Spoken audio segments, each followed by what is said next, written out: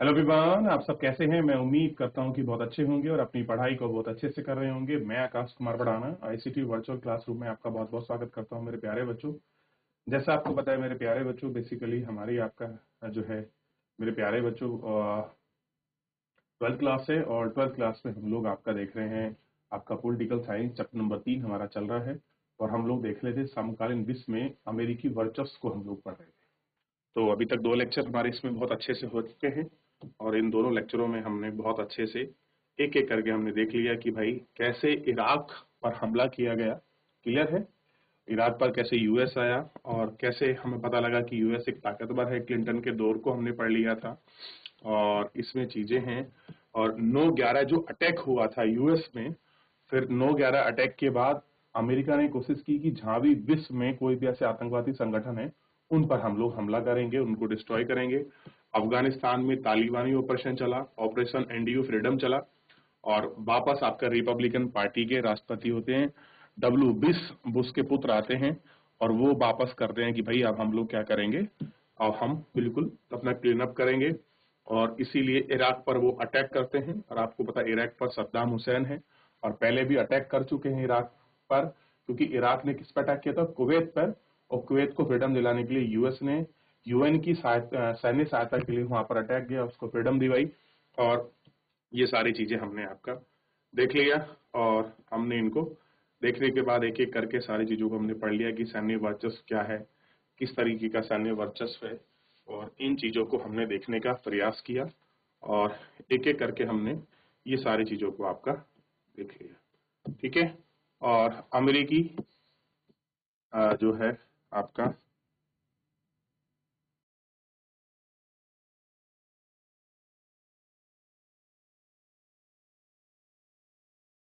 सशस्त्र वाली जो चीजें हैं उनको मैं आपको देखता हूं और उसमें आपका बात करता हूं। क्लियर है। और इन पर हम लोग एक एक करके आपका बात कर लेते हैं और बात कर कर आपका देख लेते हैं। तो इतना हमने आपका देख लिया, एक संघ बन गया था और हमको पता लगा कि यूएस कितना अपने डिफेंस पर कितना खर्च करता है। क्लियर है। वो खर्च क्यों करता है? आप देखते हैं कि जितना 12 देश भी अपने डिफेंस पर खर्च नहीं करते उससे ज्यादा अकेला यूएस करता है। और उसका जो अनुसंधान और आपके डेवलपमेंट का जो कार्य है डिफेंस आरएनडी का, उस पर वो बहुत ज्यादा काम करता है। उसकी कोशिश रहती है कि नई नई चीजों का आपके इन्वेंशन हो, नई नई चीजें जेट बने, नई नई टेक्नोलॉजी हम लोग डिफेंस में आए। क्योंकि अगर हम डिफेंस में मजबूत रहेंगे तो ही हमारा जो आपका वर्चस्व है जिसके लिए जाना जाता है यूएस, वो आपका बरकरार रहेगा। और उसी को लेकर ये सारी चीजें उन्होंने कही और उन पर आपका बात बात की।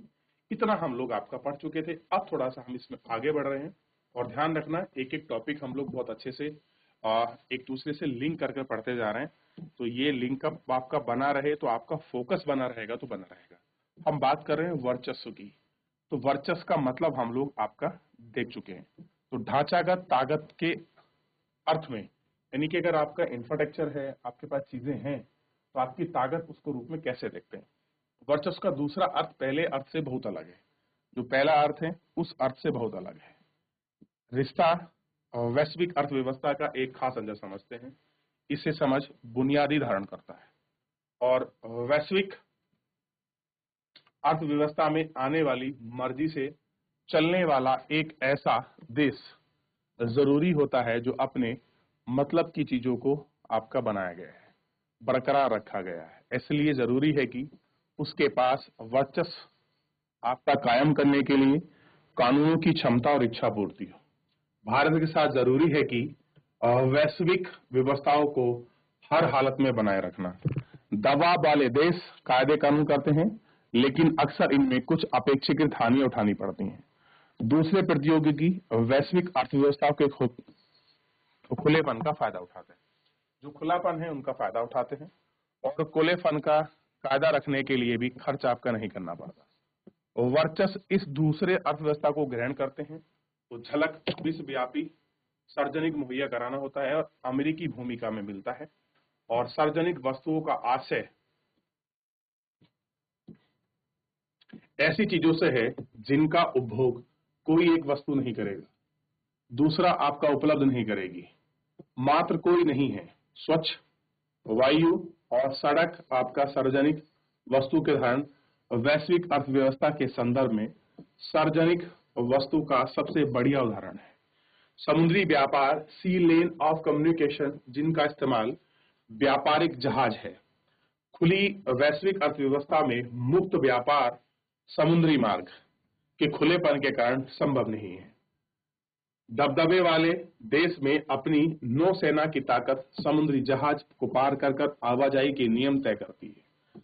अंतर्राष्ट्रीय समुद्र में आबादा आवाजाही सुनिश्चित करता है और दूसरे विश्व युद्ध के बाद आप नौसेना पर घट जाता है।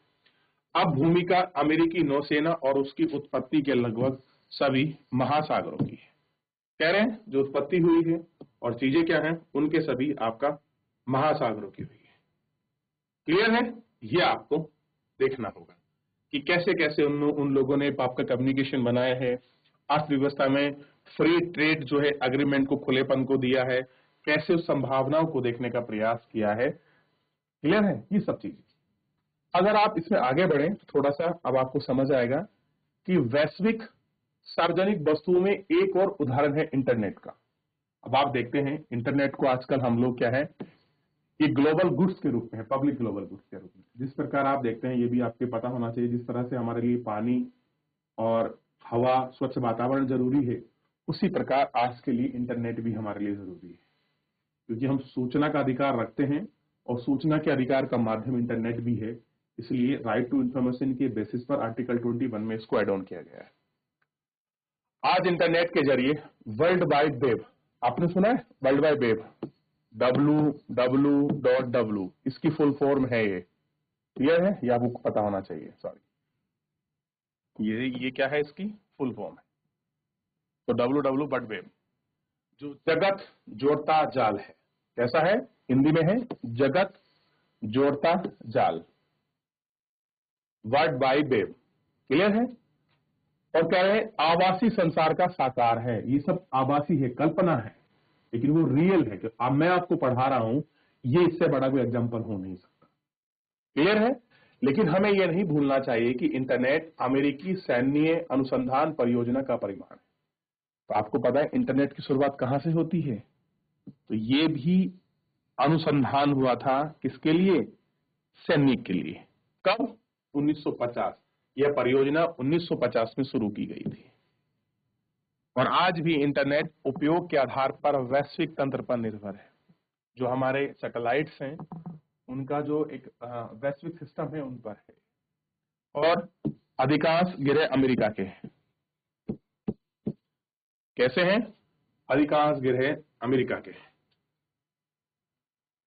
हम जानते हैं कि अमेरिकी दुनिया के हर हिस्से में और वैश्विक अर्थव्यवस्था के हर क्षेत्र में, प्रौद्योगिकी के हर इलाके में मौजूद हैं। विश्व की अर्थव्यवस्था अमेरिका की 21% हिस्सेदारी है। यह विश्व के व्यापार, यूरोपियन संघ, अंदरूनी व्यापार को शामिल है। तो विश्व में व्यापार अमेरिका की तुलना में केवल 14% की हिस्सेदारी है। कितना है? 14% की हिस्सेदारी। और विश्व अर्थव्यवस्था का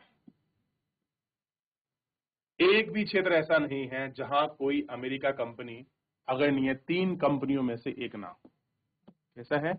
अग्रणीय जो हमारी 3 कंपनी है, यानी कि टॉप 10 में जो टॉप 3 कंपनी है वो यूएस की, चाहे किसी भी तरह से हो, ट्रेड में हो, ऑटोमोबाइल इंडस्ट्री में हो, कॉटन इंडस्ट्री में हो, इंफॉर्मेशन टेक्नोलॉजी में हो, सब जगह यूएस का अपना वर्चस्व है।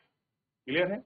अगर आप देखोगे हर जगह इनका है। और यूरोपियन यूनियन संघ के अंदरूनी हिस्से में अमेरिका का 40% हिस्सेदारी है।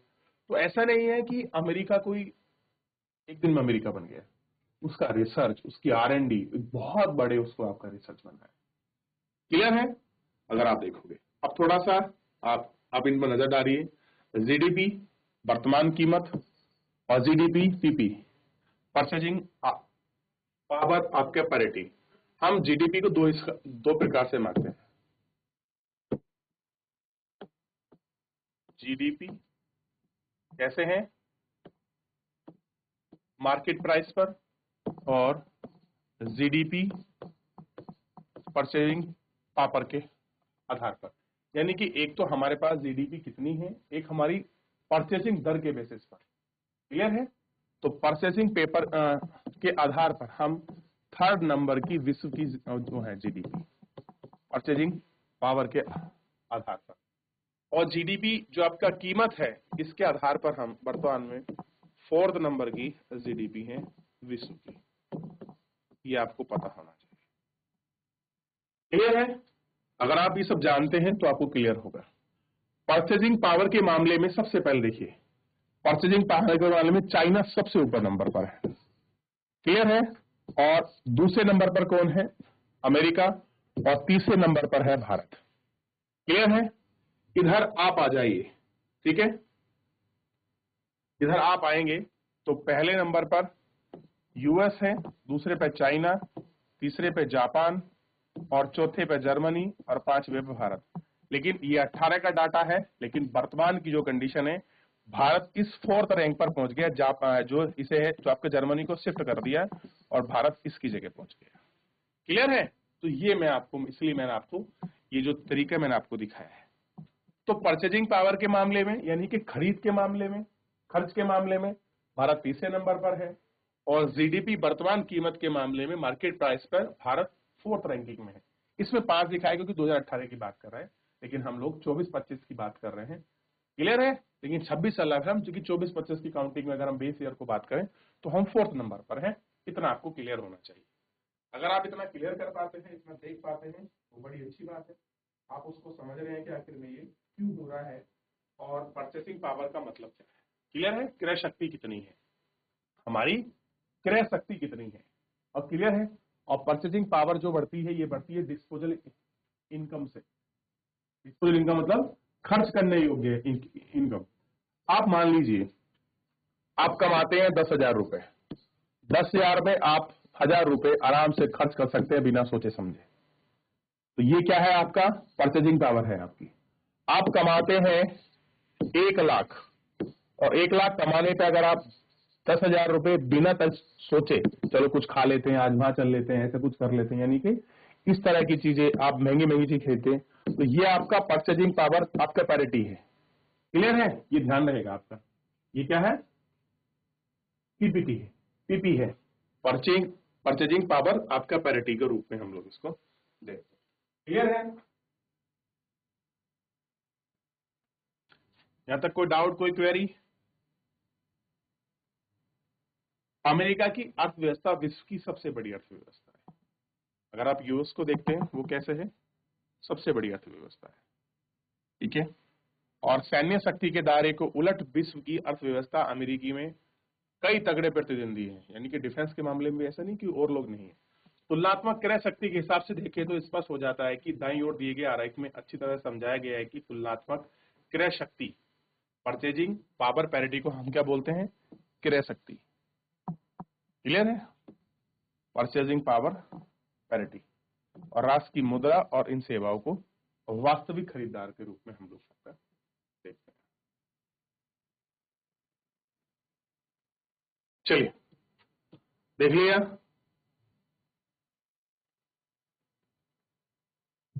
ध्यान रखिए कि अमेरिका की आर्थिक प्रबलता उसकी ढांचागत तकनीकी, यानी कि विश्व अर्थव्यवस्था में एक खास शकल ढकने की ताकत जोड़ते हैं। दूसरी ओर विश्व के बाद ब्रिटेन वुड्स प्रणाली कायम रहती है। अमेरिका द्वारा तय की गई यह प्रणाली आज भी विश्व अर्थव्यवस्था की बुनियादी संरचना का काम करती है। जो हम ब्रिटेन वुड्स प्रणाली को देखते हैं, सेकेंड वर्ल्ड वॉर के बाद आपके सामने आई थी, और आप जानते हैं ब्रिटेन वुड्स सम्मेलन को आप, मैं आगे बढ़ाऊंगा चैप्टर में, तो आपको आईएमएफ और वर्ल्ड बैंक की स्थापना कैसे होगी मैं आपको वो समझाऊंगा। लेकिन इतना ध्यान रखना, ब्रिटेन वुड्स एक प्रणाली सम्मेलन जिसमें वर्ल्ड बैंक और आईएमएफ सामने आए हमारे। क्लियर है? ध्यान रहेगा इतना। हम अमेरिका द्वारा कायम की यह प्रणाली आज भी विश्व अर्थव्यवस्था की बुनियादी संरचना है।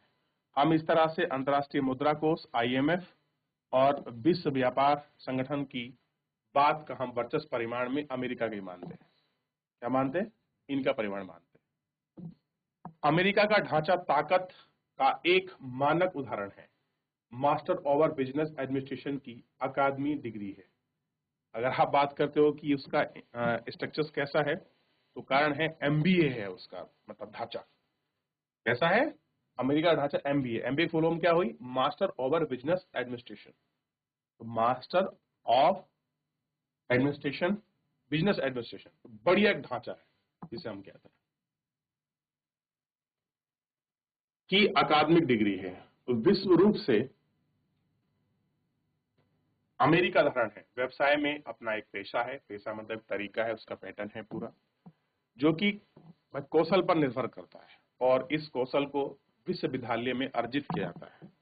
ये जो कौशल है ये कहाँ करते हैं हम, जो कॉलेज वगैरह हैं उनमें हमको अर्जित किया जाता है। आप स्कूल क्यों जाते हैं, आप कॉलेज क्यों जाते हैं, ताकि आपके अंदर एक स्किल है। आप बीटेक करते हैं तो आपको स्किल आती है, आप एमबीए करते हैं तो वो स्किल आपके अंदर क्या होती है, डेवलप होती। तो बेसिकली क्या है, वो स्किल आपके अंदर कैसे डेवलप हो ये डिफाइन किया जाता है।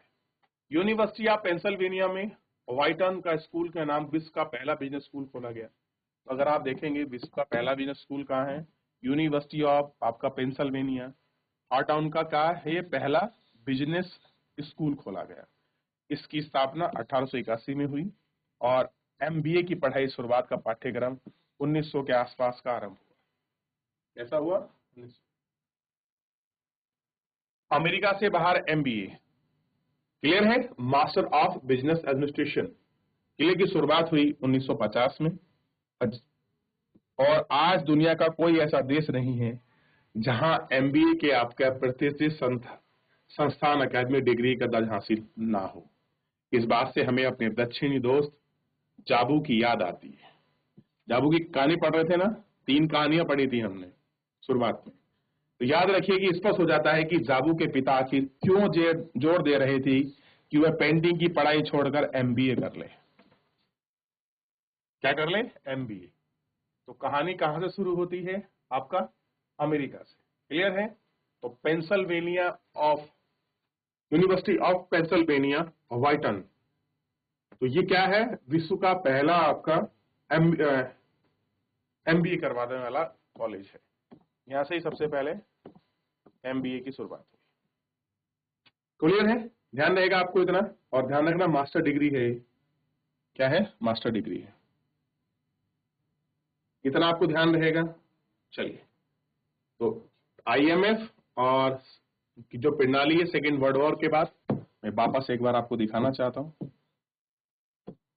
देखिए, एक सम्मेलन हुआ था जिसको कहते हैं ब्रेटन वुड्स, और इसमें विश्व बैंक और आईएमएफ का जन्म हुआ इस सम्मेलन में। और America WTO world trade organisation में भी क्या रखता है, अपना वर्चस्व रखता है। तो विश्व के 3 सबसे बड़े संगठन हैं, डब्ल्यूटीओ, आईएमएफ,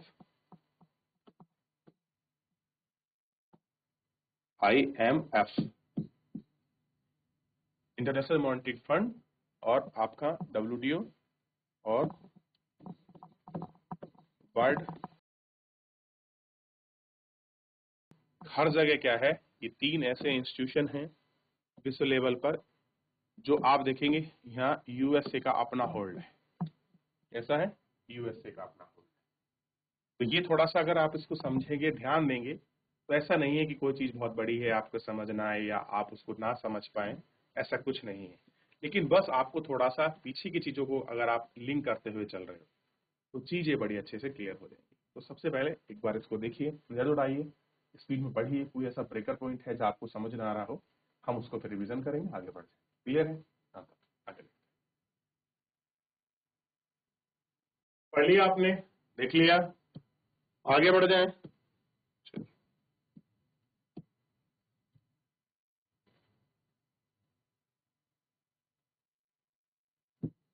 वर्चस्व सांस्कृतिक अर्थ में अमेरिकी वर्चस्व को शुद्ध रूप से आर्थिक संकट के रूप में देखना भूला गया है। अमेरिकी वर्चस्व पर विचारधारा संस्कृति के संदर्भ में भी विचार करना चाहिए।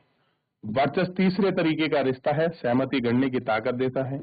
वर्चस्व का आशय सामाजिक, राजनीतिक और खासकर विचारधारा पर किसी वर्ग या दबाव को बढ़ाता है। कोई प्रभुशाली वर्ग अपने देश पर असर रहने वाला कोई सहमति करता है, वे दुनिया को उस नजरिए से देखते हैं जिससे प्रभुशाली वर्ग देखते हैं। प्रभुशाली वर्ग की बढ़ता और वर्चस्व रखता है।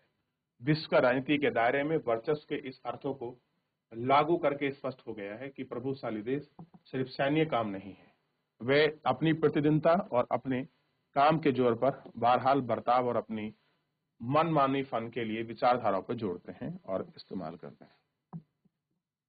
कमजोर देश के व्यवहार बर्ताव इस तरह के प्रभावित किया जाता है और उससे ताकतवर देश को हित साधते हैं और उससे बाप के प्रबल बनते हैं। प्रभावशाली देश जोर जबरदस्ती राजमंदी दोनों तरफ तरीकों में काम करता है। राजमंदी का तरीका जोर जबरदस्ती कहीं ज्यादा कारगर साबित होता है। ऐसा है बहुत ज्यादा जो है आपका जो चीजें हैं जो कारगर है वो आपकी कारगर साबित हो रही है।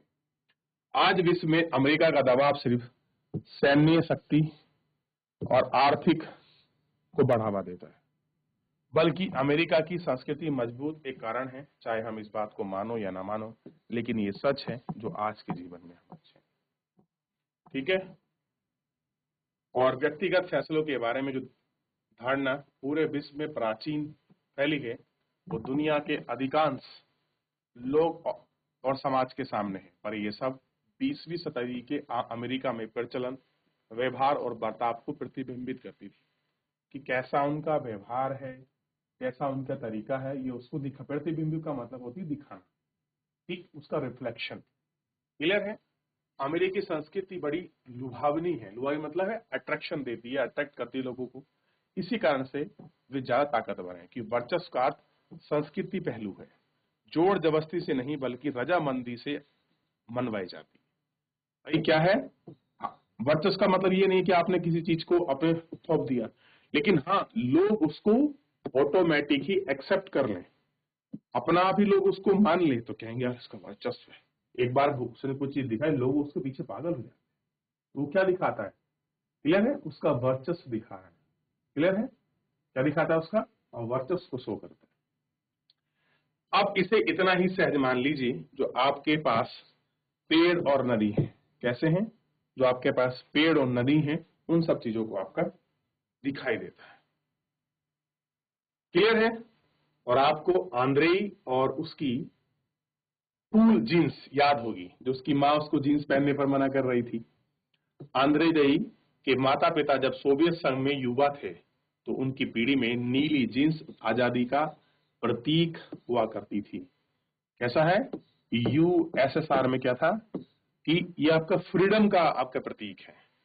और युवा युवती अक्सर अपनी साल भर की तनख्वाह या किसी चोर बाजार में विदेशी पर्यटक से नीली जींस खरीदने पर खर्च कर देते थे। यानी कि एक जमाने में रूस में जींस पहनना बड़ा फैशनेबल था, लेकिन यूएस में एक जमाने में जींस जो है आपकी जो है कोयले खदान में काम करने वाले लोगों को पहनाई जाती थी, क्योंकि मोटी होती है, जल्दी इसमें धूप का पानी का असर नहीं होता, इसलिए पहना देते हैं। और ऐसा चाहे जैसा भी हो, तो नीली जींस कहाँ थी? आपका रूस में फ्रीडम का क्या थी? एक प्रकार थी। क्लियर है। तो आपको सैन्य ताकत कैसे बढ़ी, एमबीए की पढ़ाई कैसे हुई, संस्थागत ढांचा कैसे बना, मास्टर ऑफ बिजनेस एडमिनिस्ट्रेशन की क्या कहानी है, पेंसिल्वेनिया यूनिवर्सिटी ऑफ पेंसिल्वेनिया ने पहले कैसे इसकी शुरुआत।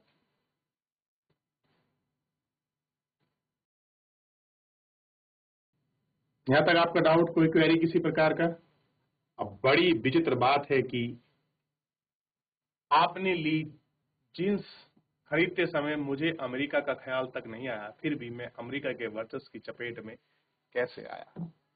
बनी कहां में, कहां से आई और बिना किसी कारण में आ गया और मैं अमेरिका की चपेट में आ गया। सोचिए। ठीक।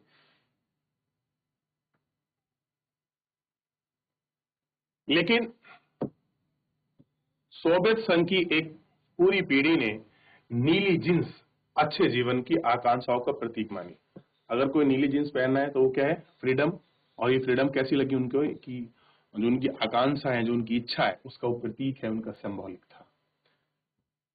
एक ऐसा अच्छा जीवन जो सोवियत संघ में उपलब्ध नहीं था। एक जमाने में सोवियत संघ में ये चीजें नहीं थी, तो तब ये लोग मानते थे।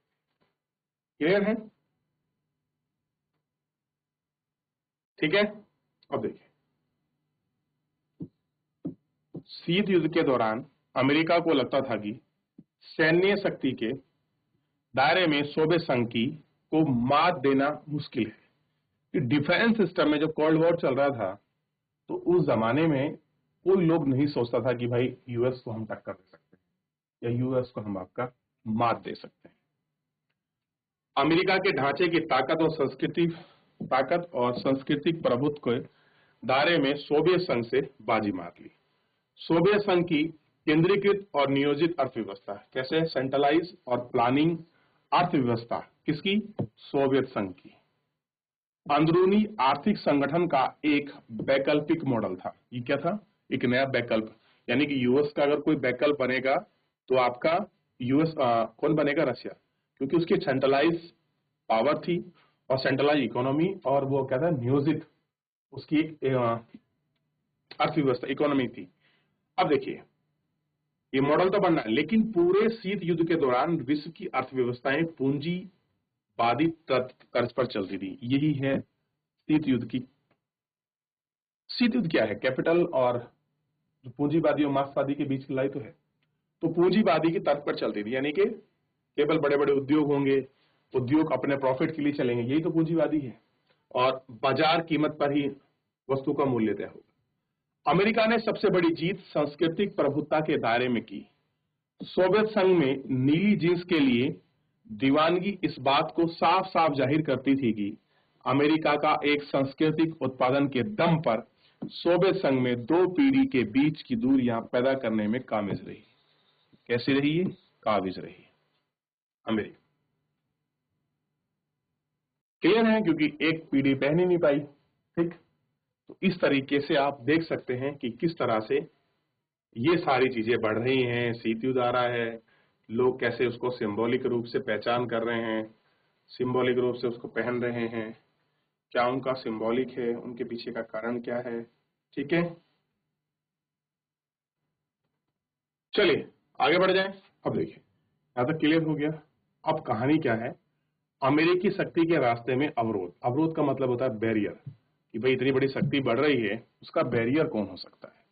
इतिहास बताता है कि साम्राज्यों का पतन अंदरूनी कमजोर के कारण हुआ। जितने भी बड़े आज तक साम्राज्य गए, उनमें सब क्या था? उनके इंटरनल चीजों में कोई दिक्कत थी, उनका सिस्टम कोलैप्स कर गया। अमेरिकी वर्चस्व की सबसे बड़ी बाधा थी खुद के वर्चस्व के भीतर मौजूद था। क्या था? अमेरिका की सबसे बड़ी वर्चस्व बाधा क्या थी? खुद उसके वर्चस्व के भीतर मौजूद था। उसका वर्चस्व को खुद लगता था कि मेरे अंदर है। अमेरिकी शक्ति की तरह पर 3 अवरोध थे। 11 सितंबर 2001 की घटना के बाद सालों तक व्यवधान ने एक तरह से निष्क्रिय पड़ जाने और धीरे धीरे फिर प्रकट होने। ये व्यवधान का मतलब होती है समस्या।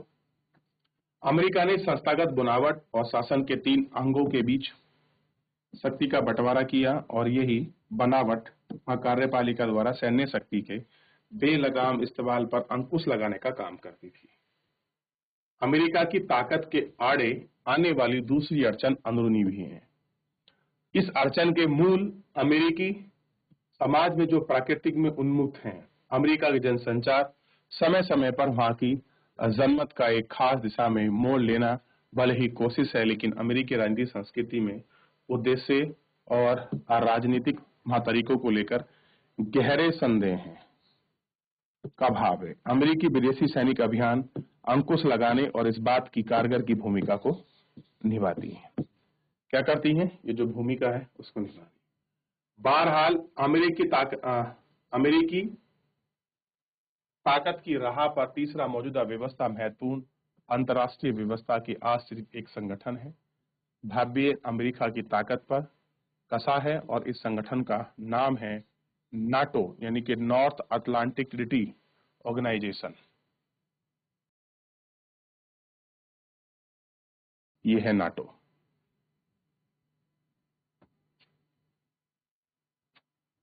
तो अमेरिका की ताकत को लगाम कसने के लिए नाटो संगठन बना है। नॉर्थ अटलांटिक ट्रीटी, जो नॉर्थ अटलांटिक जो ऊपर के देश हैं, वो देश मिलकर इसमें संगठन बनाया है। और स्पष्ट है कि अमेरिका का बहुत बड़ा लोकतांत्रिक देश इस संगठन में कायम रखने में जुटे हैं, क्योंकि इन देशों को बाजार मूलक अर्थव्यवस्था चलती है। कैसी? बाजार बेस इकोनॉमी है। बाजार ही तय करेगी कि हमारा वस्तु का मार्केट क्या होगा, और इस कारण से संभव बनती है कि नाटो में शामिल अमेरिकी साथी वर्चस्व के कुछ अंकुश लगा सकते हैं। और कह रहे यही कारण है कि अमेरिका पे इन चीजों पर अंकुश लग सकता है। ठीक है, तो इस व्याख्यान को हम जो है अब कल के लेक्चर में पढ़ेंगे। फिलहाल आज के लिए इतना ही करेंगे। उम्मीद करता हूं कि आपको यूएस के पीछे की जो राजनीति है वो चीजें आपको क्लियर होगी। क्लियर है? चलिए आज के लिए इतना ही, मिलते हैं नेक्स्ट लेक्चर में।